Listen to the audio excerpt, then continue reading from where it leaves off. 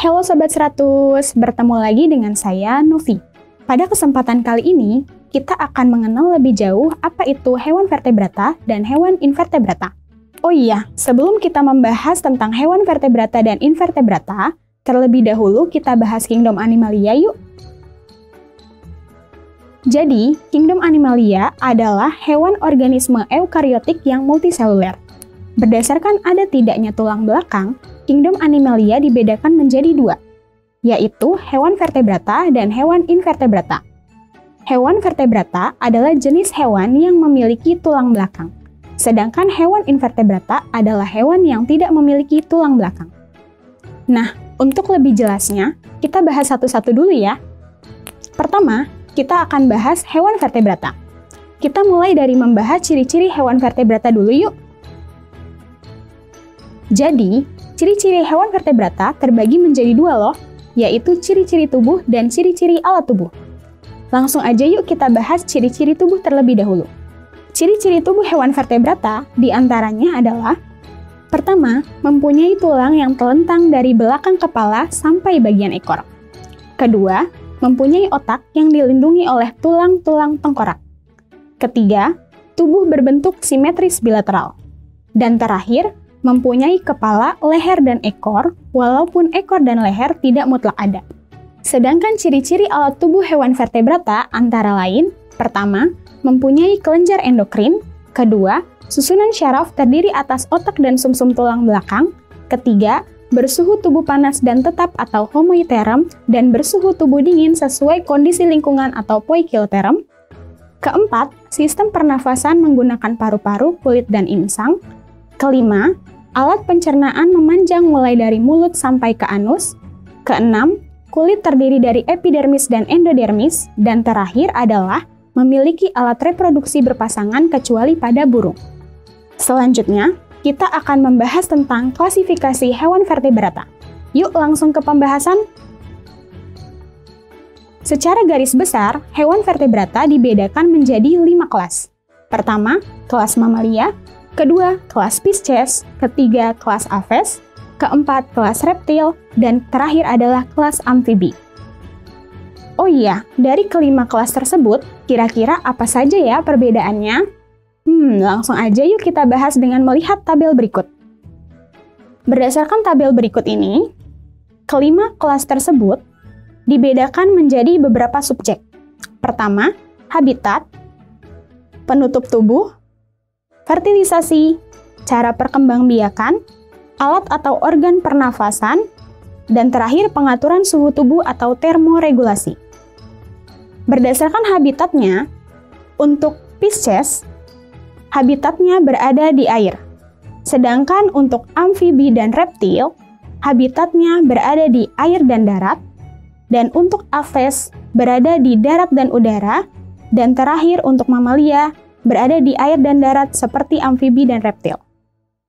Selanjutnya, untuk penutup tubuh, untuk Pisces dan reptil, penutup tubuhnya adalah sisik. Kemudian untuk amfibi, penutup tubuhnya berupa kulit yang berlendir, Aves berupa bulu, dan terakhir Mamalia berupa rambut. Selanjutnya pada fertilisasi, untuk Pisces dan amfibi, fertilisasinya adalah fertilisasi eksternal. Sedangkan untuk reptil, Aves, dan Mamalia, fertilisasinya adalah fertilisasi internal. Next adalah cara perkembangbiakan. Untuk cara perkembangbiakan, pada Pisces dan Aves, cara perkembangbiakannya adalah dengan bertelur atau ovivar. Sedangkan untuk amfibi dan reptil, cara perkembangbiakannya adalah ovivar dan ovovivivar. Dan terakhir untuk Mamalia, cara perkembangbiakannya adalah dengan vivivar atau melahirkan. Next adalah untuk alat atau organ pernafasan.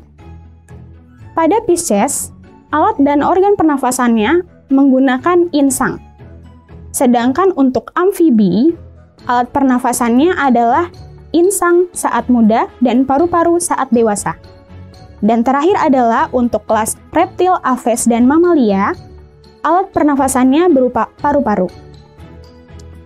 Dan terakhir adalah untuk subjek pengaturan suhu tubuh atau termoregulasi.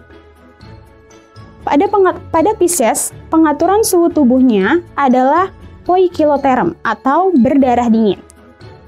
Sedangkan amfibi dan reptil juga adalah poikiloterm sama dengan Pisces, yaitu berdarah dingin. Dan terakhir untuk aves dan mamalia, pengaturan suhu tubuhnya adalah homoiterm atau hewan berdarah panas. Selanjutnya, kita akan membahas tentang hewan invertebrata. Hewan invertebrata bisa disebut juga sebagai hewan avertebrata loh. Hewan invertebrata memiliki ciri-ciri sebagai berikut. Yuk kita pelajari. Pertama, tidak memiliki tulang belakang. Kedua, umumnya memiliki tubuh berukuran kecil. Ketiga, termasuk organisme multiseluler namun tidak memiliki dinding sel. Keempat, bersifat heterotrof. Kelima, tidak memiliki paru-paru. Dan yang terakhir adalah tubuhnya terbagi menjadi 3, yaitu kepala, dada, dan perut. Nah, kalau tadi kita sudah membahas tentang bagaimana ciri-ciri dari hewan invertebrata, sekarang kita akan bahas tentang jenis-jenisnya nih. Yuk langsung ke pembahasan. Berdasarkan jenis simetri tubuhnya, hewan invertebrata terbagi menjadi 2, yaitu hewan invertebrata bersimetri radial dan hewan invertebrata bersimetri bilateral. Apa sih maksud dari bersimetri radial dan bersimetri bilateral itu? Yuk lebih jelasnya kita lihat gambar berikut ya. Nah, di sini ada hewan bersimetri radial dan bersimetri bilateral. Maksudnya apa? Bersimetri radial adalah di mana bentuk tubuhnya dapat dipotong menjadi 2 bagian simetri dari berbagai arah. Sedangkan untuk simetri bilateral, di mana bentuk tubuhnya dapat dipotong menjadi 2 simetris, namun hanya dari satu arah saja. Oke, lalu berdasarkan tingkat perkembangan lapisan tubuhnya, hewan invertebrata terbagi menjadi 2, yaitu diploblastik, yang artinya hewan tersebut memiliki 2 lapisan tubuh berupa endodermis dan eksodermis, serta triploblastik, yang artinya hewan tersebut memiliki 3 lapisan tubuh berupa endodermis, mesodermis, dan eksodermis. Untuk lebih jelasnya, yuk kita lihat ilustrasi berikut. Oke, setelah tadi kita bahas tentang ciri-ciri dan jenis-jenis dari hewan invertebrata, sekarang kita lanjut ya untuk bahas klasifikasinya. Jadi, hewan invertebrata itu diklasifikasikan menjadi 9 kelompok. Pertama, Annelida, kedua, Arthropoda, ketiga, Coelenterata, keempat, Echinodermata, kelima, Mollusca, keenam, Nemathelminthes, ketujuh, Platyhelminthes, ke-8 Porifera, dan yang terakhir adalah Protozoa.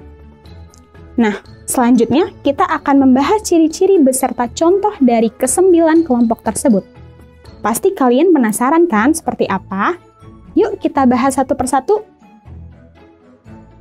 Yang pertama adalah Annelida atau disebut juga cacing bersegmen. Kelompok ini memiliki ciri-ciri berupa bersifat triploblastik selomata dan simetri bilateral.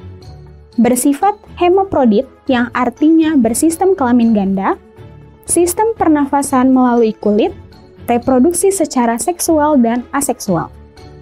Memiliki sistem saraf berupa ganglion dan otak, memiliki sistem pernafasan sempurna, memiliki sistem peredaran darah tertutup, dan terakhir, memiliki sistem ekskresi berupa nefridia. Oh iya, kelompok Annelida ini diklasifikasikan menjadi 3 jenis loh. Pertama, Polychaeta, contohnya adalah cacing paololo. Kedua, Oligochaeta, contohnya adalah cacing tanah. Dan yang ketiga adalah Hirudina, contohnya adalah lintah. Lalu berikutnya adalah Arthropoda, atau dikenal sebagai hewan berbuku-buku. Arthropoda memiliki ciri-ciri sebagai berikut. Pertama, memiliki tubuh bersegmen. Kedua, memiliki banyak kaki. Ketiga, memiliki eksoskeleton sebagai perlindungan diri. Keempat, suhu tubuh tergantung pada lingkungan atau disebut poikiloterm. Kelima, memiliki bentuk tubuh simetri bilateral. Keenam, sifat hidupnya bisa berupa parasit, heterotrof, dan hidup dengan bebas. Ketujuh, reproduksi secara seksual dan aseksual. Kedelapan, tempat hidup ada di air tawar, air laut, darat, dan udara. Kesembilan, memiliki sistem pendarahan terbuka.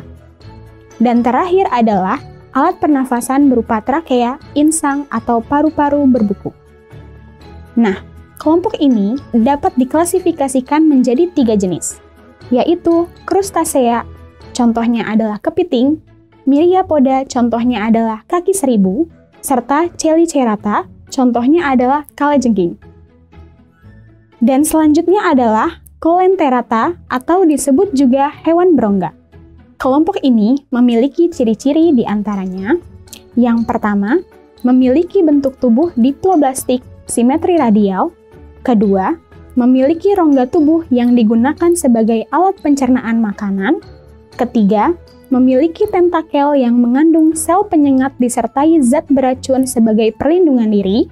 Keempat, sebagian besar merupakan karnivora. Dan kelima, berhabitat di air tawar atau air laut. Kelompok coelenterata sendiri masih diklasifikasikan lagi menjadi 3 jenis, berupa hydrozoa, contohnya adalah Hydra viscidissima atau hidra hijau, dan Hydra fusca atau hidra coklat. Scyphozoa contohnya adalah Aurelia aurita, dan terakhir Anthozoa contohnya adalah Tubipora musica. Kemudian ada Echinodermata atau yang biasa dikenal sebagai hewan berduri. Ciri-ciri dari kelompok ini adalah: pertama, termasuk hewan tripoblastik. Kedua, memiliki ambulakral untuk bergerak, yaitu semacam kaki tabung dengan lubang-lubang kecil yang digunakan untuk menghisap. Ketiga, memiliki bentuk tubuh simetri bilateral ketika larva dan simetri radial ketika dewasa. Keempat, mempunyai sistem pencernaan sempurna, kecuali bintang laut. Kelima, terdapat zat kitin dalam kulit tubuhnya. Keenam, reproduksi secara seksual. Ketujuh, tidak memiliki sistem ekskresi. Kedelapan, memiliki permukaan tubuh yang menyerupai duri. Dan terakhir, mempunyai sistem tabung hidrolik. Oh iya, kelompok Echinodermata ini diklasifikasikan menjadi 5 jenis loh. Pertama, Asteroidea, contohnya adalah bintang laut. Kedua, Echinoidea, contohnya adalah bulu babi. Ketiga, Ophiuroidea, contohnya adalah Opriotrix flagils. Keempat, Holoturoidea, contohnya adalah timun laut. Dan kelima adalah Crinoidea dengan contoh lilia laut. Berikutnya ada Mollusca atau yang dikenal sebagai hewan bertulang lunak. Kelompok ini memiliki ciri-ciri berupa ukuran tubuhnya bervariasi, memiliki tulang dan tubuh yang lunak dan tidak beruas-ruas, termasuk hewan tripoblastik selomata dan bentuk tubuh simetri bilateral. Habitatnya berada di air atau darat.